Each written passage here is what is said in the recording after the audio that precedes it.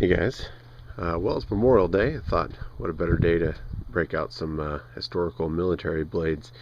Part of this was going to become a response to the WWII. He'd went over some bayonets, and initially I was going to do that video and then ask you guys what this one was for, because I could not find any history on it. Never occurred to me to look to the other side.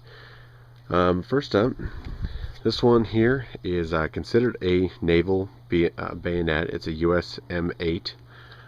I'll put some close-up pictures here in a little bit.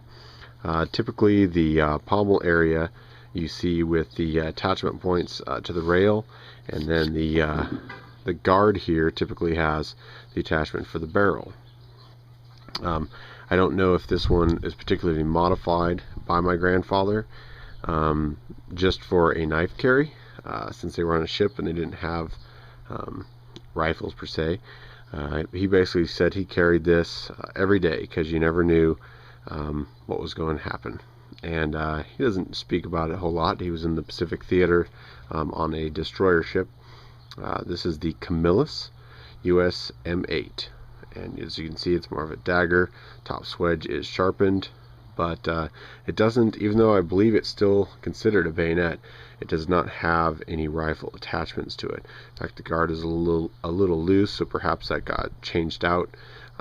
He wrapped the handle with something that is either extremely aged electrical tape, or it's sort of squishy, so I don't know if he has anything underneath it, kind of like foam, and then a standard round off pommel. So pretty interesting. Thought I would share that. Like I said, there's a decent amount of information on these, and I've even seen where the scabbard you can replace the tips, although this one doesn't seem to have a replaceable tip, but it does have a screw hole for a lanyard or something he may have used it for. There's also just a single belt loop on this, where there's other ones I've seen that have a more extravagant way to attach to probably some sort of early web gear that they might have carried. If you look, BMCO USM-8.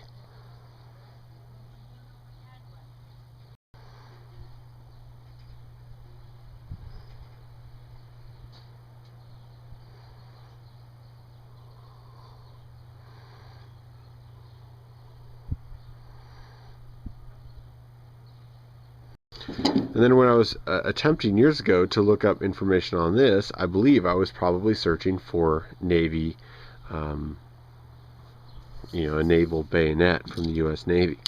And sorry, the sun's coming out. And after seeing the Haas's video yesterday, that's why I scrapped my earlier video and decided to show this, because this evidently, from the information I've discovered now, and now that I'm searching for a Japanese bayonet, I'll put a link down below that helps describe the markings. But it has a full metal scabbard, wooden handles. They are screwed in on this side. It does say 10 on the handle, and I'll get some close-up shots here. A great sort of early rail system with a spring-loaded attachment. It has the barrel insert there, and then this one is a hooked guard. And very nice blade, very long, very intimidating.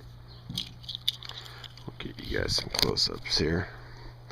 There's the badge on the stamp there, and there are two companies that carried that badge. One was pre-1935 and one was post-1935. There are no markings on the other side. There is, however, 199260, which is a 6-digit number, which will help identify whether it's 1935 and above. So I'm still doing some more work on that as well. Also, here's a kind of a close-up of that rail system. This is the little key. It's spring-loaded. It helps release it. You guys can see that.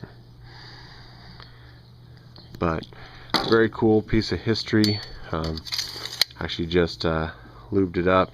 Had a little surface rust. Wanted to clean it up, treat the wood a little bit so it would last.